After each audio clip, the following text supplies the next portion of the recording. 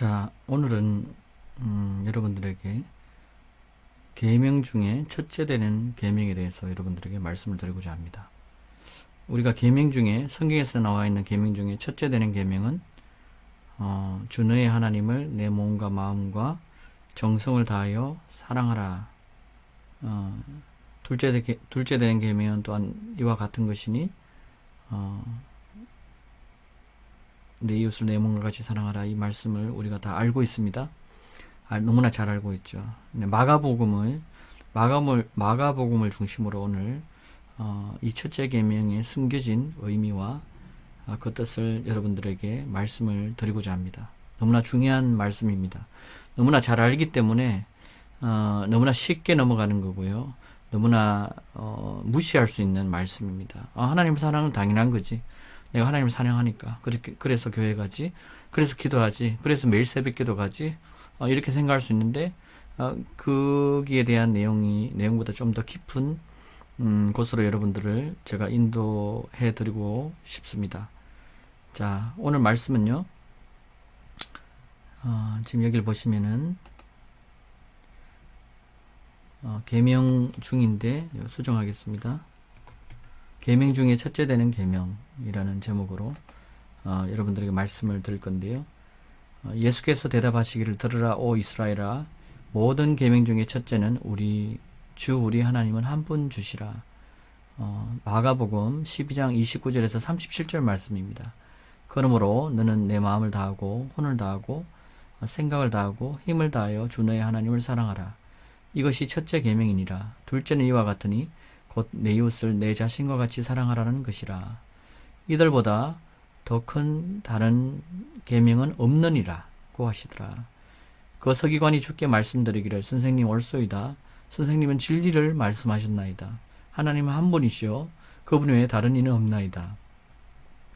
또 마음을 다하고 정성을 다하고 지성을 다하고 이런 말이죠.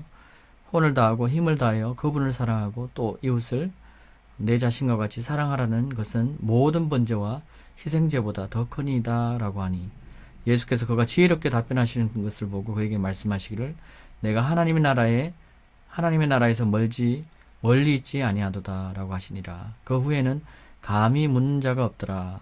그 후에 예수께서 성전에서 가르치실 때 대답하여 말씀하기를, 어찌하여 서기관들이 그리스도는 다윗의 아들이라고 말하느냐.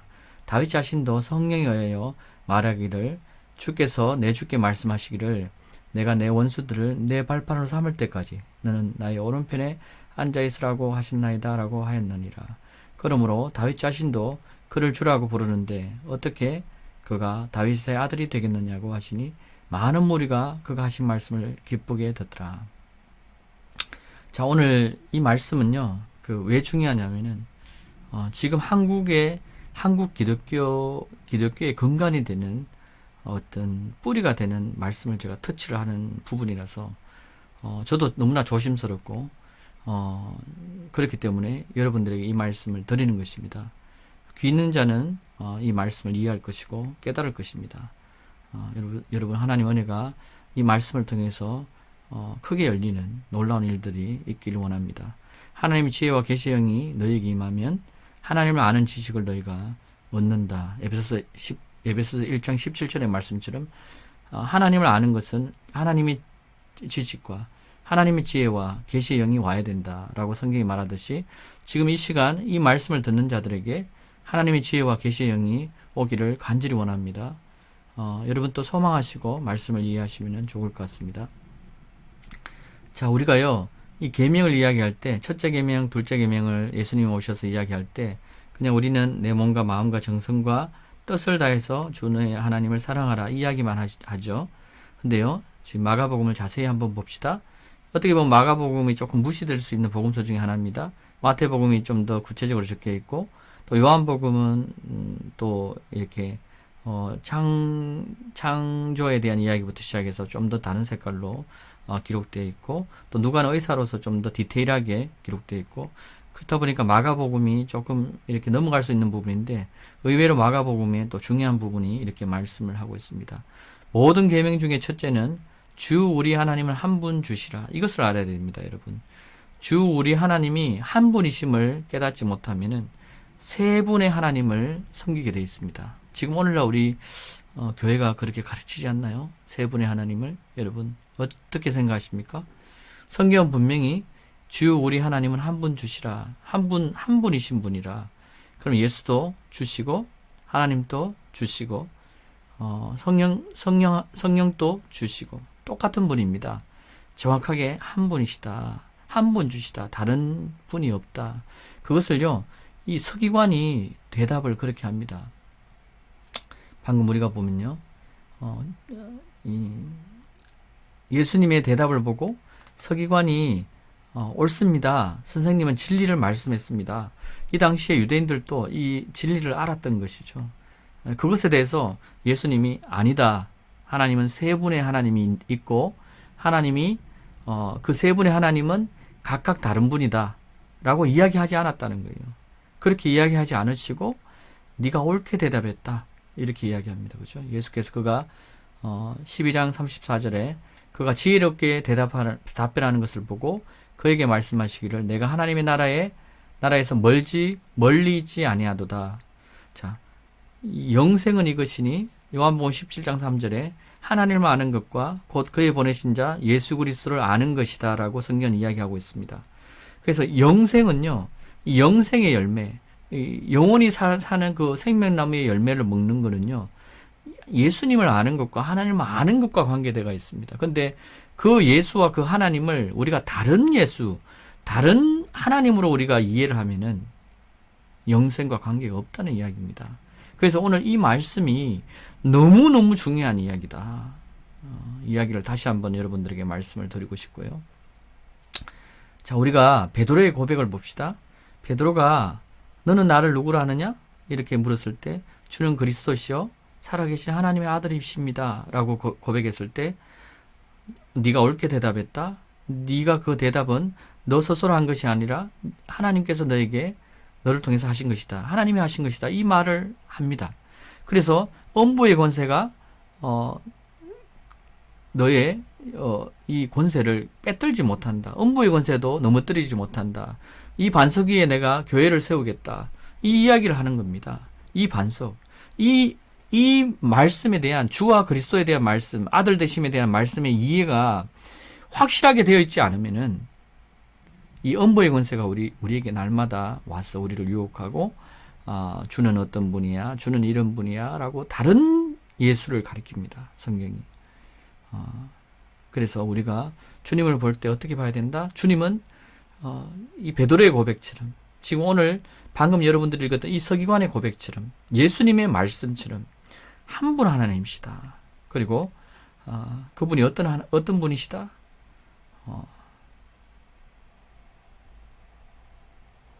자, 이 서기관이 지혜롭게 답변하는 것을 보고 베드로의 고백처럼 너가 하나님 나라에 가깝다, 멀리 있지 않다 이야기를 했죠. 그죠? 그리고 그 이후에 예수께서 성전에서 가르치실 때 35절 보시면요. 대답하여 말씀하시기를 어찌하여 서기관들이 그리스도는 다윗의 아들이라고 말하느냐 이렇게 묻습니다. 다윗 자신도 성령에 의해 말하기를 주께서 내주께 말씀하시기를 내가 내 원수들을 내 발판으로 삼을 때까지 너는 나의 오른편에 앉아있으라고 하셨나이다 라고 하였느니라. 그러므로 다윗 자신도 그를 주라고 부르는데 어떻게 그가 다윗의 아들이 되겠느냐고 하시니 많은 무리가 그가 하신 말씀을 기쁘게 여기더라. 서기관들이 이때 율법사들과 서기관들이 헷갈리는 거예요. 이 그리스도에 대해서 또 그리스도가 다윗의 아들로 온다 이렇게 돼 있으니까 거기에 대해서 주님이 이야기를 나누는 겁니다. 설명을 해주시는 거예요. 성경을 주께서 내주께 말씀하시기를 이렇게 보면은 36절에 보십시오. 주께서 내주께 말씀하시기를 이런 표현이 있습니다. 그렇죠? 내가 내 원수들을 내 발판으로 삼을 때까지 뭐라 되어 있습니까? 내 오른편에 앉아있으라고 하셨나이다 라고 하였느니라.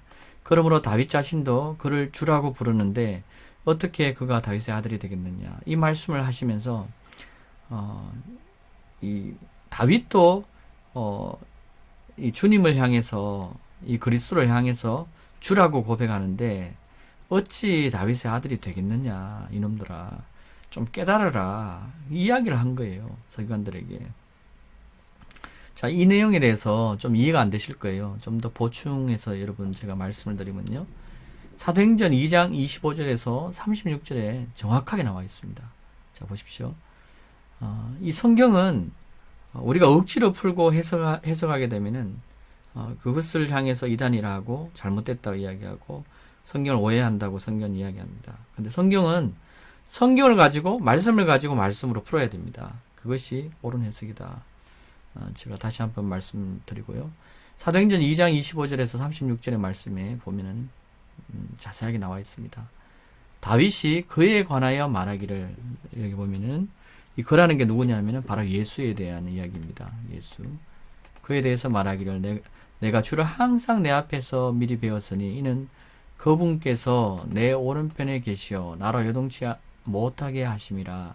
그러므로 내 마음이 즐거워하였고 내 혀가 기뻐하였으며 또한 나의 육체도 소망 속에 안식하리니 이는 주께서 내 혼을 지옥에 내버려 두지 아니하시며 또 주의 거룩하신 분이 부패되는 것을 보지 않게 하실 것이기 때문이라. 주께서 나에게 생명의 길들을 알게 해주셨으니 주께서 나를 주의 임재하심 속에서 기쁨으로 충만케 하심이로다 라고 하였느니라. 형제 여러분, 내가 조상 다윗에 관하여 자유로이 말할 수 있는 것은 그가 죽어 장사되어서 그의 묘가 오늘날까지 우리 가운데 있음이라. 그러므로 그가 선지자가 되어 육신을 따라 그의 후손 중에서 그리스도를 일으키시어 그의 보좌에 앉게 하신다는 맹세를 하나님께서 누구에게 하신 것이라고 되어 있습니까? 자기 자신에게라고 되어 있습니다. 하나님께서 이 맹세를 어떤 맹세? 내가 주를 항상 내 앞에 배웠으니 이는 그분께서 내 오른편에 계시어 나로 요동치 못하게 하려 하심이라. 그러므로 내 마음이 즐거워했고 내 혀가 기뻐하였으며 이 말씀을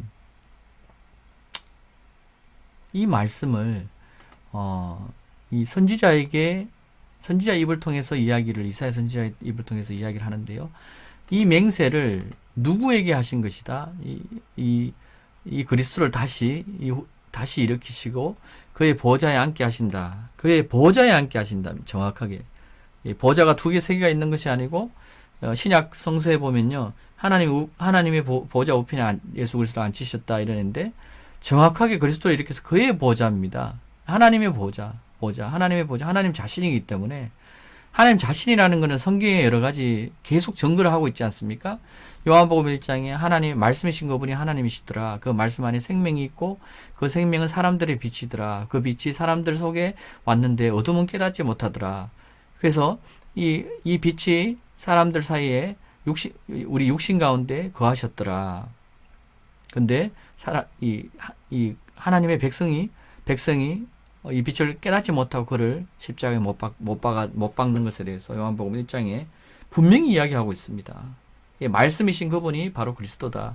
그분이 바로 여호와시고 그분이 아도나이시고 그분이 엘로힘이시다. 여러분 아시겠습니까? 너무나 중요한 이야기입니다. 이 진리는. 이 진리의 반석 위에 교회가 세워지고 이 교회가 무너지지 않습니다. 여러분. 다른 예수, 다른 성령, 다른 예수, 다른 하나님으로 여러분 세 분 하나님이 있다? 아닙니다. 유일하신 하나님. 여러분 이렇게 해도 믿으시지 못하겠습니까? 하나님이 어떤 분인지. 하나님이 바로 이런 분이십니다. 바로 한 분 하나님이십니다. 여러분 할렐루야. 하나님을 찬양합니다. 우리가 이분으로 말미암아 우리가 삽니다. 이분이 바로 이 육신 가운데 이 땅에 오셨어요. 예수님이 인성을 입고 육체 가운데 우리 안에 사람의 모양을 따라 사람같이 낮아지셨다. 하나님이 형상 그 본체이신 히브리서 1장에 나와 있죠. 그 본체이신 그분이 자기를 낮추시기를 사람과 같이 낮추셨다. 그렇게 이야기합니다. 그래서 하나님이 이 땅에 오실 때 하나님의 인성이 함께 오신 거예요. 쉽게 말해서 하나님의 인성과 신성이 함께 거하셨는 분이 바로 예수 그리스도다. 그것을 향해서 우리가 다른 예수로 말하면 안 됩니다. 그분이 같은 분이라는 것이에요. 여호와, 구약의 그 여호와 하나님이 같은 분이시다. 여호와 하나님이 계획하시고 창세전부터 이걸 계획하셨다. 잠언서에도 그런 내용이 나오고요. 마태복음, 사복음서에도 이 예수 그리스도에 대한 어떤 창세전에 주님에 대한 어떤 그 계획하심이 미리 만들어졌고, 이런 내용들이 바로 이런 겁니다. 그래서 하나님이 그것을 계획하시고 이렇게 내가 할 것이다. 그리고 그렇게 계획했다. 창세전부터 내가 이런 계획을 세웠다. 그 이야기를 하는 겁니다, 여러분. 그러니까 정확하게 하나님의 인성이 이 땅에 오셨다. 근데 그 예수 그리스도를 십자가에 못 박아버렸다. 우리와 너무나 같았습니다, 여러분. 왜냐하면요, 배고파 하셨고요, 또 마음이 아파하셨고, 슬퍼하셨고, 긍휼히 여기셨고, 이 사람처럼 똑같이 그런 마음을 가지셨습니다. 그렇기 때문에 우리의 대장 되신 예수라고 이야기합니다, 여러분. 그렇지 않으면은 우리의 대장이 될 수 없죠. 하나님의 형상으로만 이 땅에 와버리면은 어떻게 됩니까? 뭐 하나님이 신간 가능하지. 우리는 불가능한 거야. 그렇게 이야기를 한다는 것이죠. 그렇지 않습니다. 하나님이 정확한 인성으로 이 땅에 오셨다. 그래서 하나님이 신성과 인성이 함께 이 땅에서 사역을 하시고 십자가에 달려 돌아가시고 그 하나님의 그 능력으로, 그분의 능력으로 예수 그리스도를 죽음 가운데서 이렇게 세우시고 부활하시고 우리에게 약속을 하사 다시 내가 온다. 이야기를 우리에게 하신 겁니다. 이 모든 계획이요, 창세전에 계획됐다고 성경에 나와 있습니다. 주의 나심에 대해서. 이 예수 그리스도의 나심에 대해서 창세전에 계획된 것이지, 우리가 이 다른 예수가 낫다는 그 이야기가 아니라는 것이죠. 예, 바울이 이것에 대해서 서신서에 엄청 경고를 합니다. 여러분, 다른 예수를 가르치는 자들에 대해서. 그래서 이야기를 한다. 자, 이 맹세가 어떤 맹세다? 그리스도를 일으키시고 그의 보좌에 앉게 하신다는 이 맹세가 하나님께서 자기에게 자기 스스로 하신 겁니다. 스스로 맹세하신 거예요. 이거 이사야서에도 나오는데요, 사람들이 눈과 귀가 닫혀 있다 보니까 깨닫지 못합니다. 이게 안 들립니다. 제가 지금 여러분들에게 이야기를 해도 들으시는 분이 있을 거고, 잘 이해가 안 돼. 저게 뭔 말이지? 이렇게 이야기하는 사람들이 많을 거예요. 근데 이게 진리입니다, 여러분. 이 지식을 바울 사도가 또 제자들이 사람들에게 가르쳤습니다. 너무나 중요한 진리입니다. 자, 2장 31절 보십시오. 그가 누구죠? 하나님이 미리 앞을 내다봄으로 그리스도의 부활에 관하여 말했다. 이 이야기를 합니다. 주의 혼이 지옥에 내버려지지 않았으며 또 주의 육신도 부패되는 것을 보지 못하였도다 하였느니라. 이 이사야서의 말씀을 가지고 주님께서 본인 스스로가 맹세한 것을 기억하여 그리스도를 일으키시고 죽은 가운데 일으키시고 하나님의 자신의 보좌에 앉히셨다. 자신입니다. 자신이 오신 거예요, 여러분. 제가 신학을 가니까요, 이 교수님들이 이 구약의 여호와 하나님이 뿅 하고 신약이 나타나서 또 예수의 모양으로 나타나서 뿅 하고 성령으로 나타나서 이것에 대해서 양태론이다 이야기합니다. 이게 태가 바뀐다는 이야기예요. 이렇게 모양만 바뀌어서 하나님이다. 그거 양태론자들이다. 라고 이야기하는데요. 지금 이 말씀은 양태론자를 말하는 것이 아닙니다, 여러분. 유일하신 한 분 하나님에 대해서 지금 이야기하고 있는 것이에요, 여러분. 이 반석 위에 교회를 세우는 것입니다. 주와 그리스도가 되신 것을 아는 자들이 정말로 진리를 아는 자들입니다, 여러분. 아시겠습니까? 이 예수를 32절 하나님께서 일으키셨으니 우리 모두가 그 일에 관한 증인이라. 예수에 대한 증인, 이 사도들 예수 그리스도에 대한 증인, 바울도 증인, 복음의 증인, 여러분 그리스도의 증인, 무슨 증인? 뭐 예수가 다른 예수가 또 있다 이런 정인이 아니고요. 예수가 어떤 분인지를 알고 전하는 것이 복음의 정인이다. 정인된 자들이다. 그리스도의 정인들이다. 사도행전에 말하는 것이 바로 이것입니다. 여러분 34절 32절 보겠습니다. 예수께서 예수를 하나님께서 일으키셨으니 자기 맹세에 따라서 일으키셨 우리 모두가 그 일에 관한 정인이라. 33절 하나님의 오른손으로 높임을 받고 또 아버지로부터 성령의 약속을 받아서 지금 너희가 보고 듣는 이것을 부어주셨느니라. 다윗은 하늘로 올라가지 못하였으나 스스로 말하기를 주께서 내 주께 말씀하시기를 내가 내 원수들을 내 발판으로 삼을 때까지 너는 내 오른편에 앉아있으라 하셨도다 하셨으니 그러므로 이스라엘의 온 집이 분명히 알 것은 너희가 십자가에 처형한 이 예수를 하나님께서 어떻게 되게 하셨다? 주와 그리스도가 되게 하나님 자신에게 스스로 맹세한 것을 하나님 이루신 거예요. 하나님 자신의 능력으로 그리스도를 육체 가운데서 다시 부활하고 하나님의 그 능력으로 일으키셨다는 겁니다. 그래서 이 예수가 결국 누가 된 것을 정확하게 깨닫게 하려 하신 것이다. 주와 그리스도. 그래서 베드로의 고백 없이요. 주는 그리스도시요 살아계신 하나님의 아들이십니다. 같은 이야기입니다. 여러분. 이해되십니까? 이 진리가. 이게 참 진리입니다. 여러분. 참 진리. 이 예수가 누군지, 이 하나님이 누군지 이걸 이해를 해야 됩니다. 그래야 그런 자들이 바로 반석 위에 세워진 집들이고요. 이 집은 무너지지 않습니다. 할렐루야.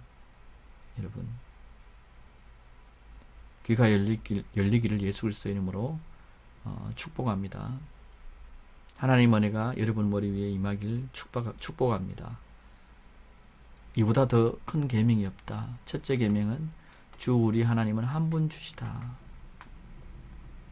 그가 지혜롭게 답변하는 것을 보시고 그에게 말하기를 내가 하나님 나라에 가깝도다.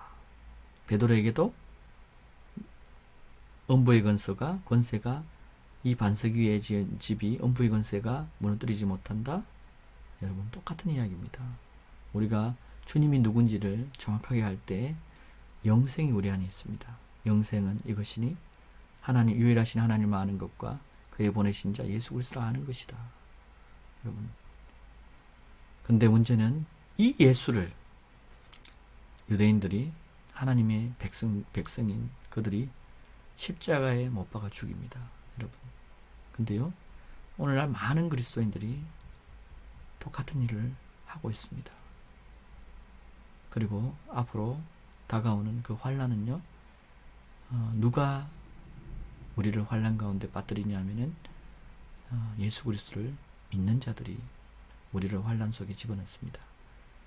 예수를 잘못 알고 있기 때문에. 그래서 그들이 말하기를 하나님의 이름으로 우리가 이것을 한다 라고 성경이 이야기하고 있습니다. 여러분. 주님을 바로 하셔야 됩니다. 그럴 때 우리는 그 환난도 두려워하지 않으리라 확신합니다. 이 말씀을 듣는 여러분 모든 사람들에게 하나님의 은혜가 다시 한번 충만하길 원하고 늘 기도하십시오. 하나님 나에게 지혜와 계시의 영을 주셔서 하나님을 알게 해주십시오. 하나님 더 알고 싶습니다. 라고 기도하시면요. 주님께서 알게 해주십니다. 구하라, 두드리라, 찾으라. 무엇을 구하라? 성령을 구하라. 너희가 지혜와 계시의 영이 너에게 임하면 하나님을 알게 된다고 에베소서 1장 17절에 말합니다. 그 성령은요. 성령이 와서 우리에게 전가하시는 것은 바로 하나님을 아는 지식을 우리에게 주시는 것입니다. 여러분. 아시겠습니까? 그래서 그 지식으로 말미암아 예수를 죽은 가운데 살리신 그 능력이 우리 안에 함께 있고 그것으로 말미암아 우리도 죽은 가운데서 부활할 것이다. 그리고 주님 오실 때 우리 몸이 호련히 변화될 것이고 우리도 그것을 아는 자들이 바로 주님의 정인이고 그것을 아는 자들이 주님의 정인이자 그들이 예수의 제자들이다 라고 성경이 말하고 있는 것입니다.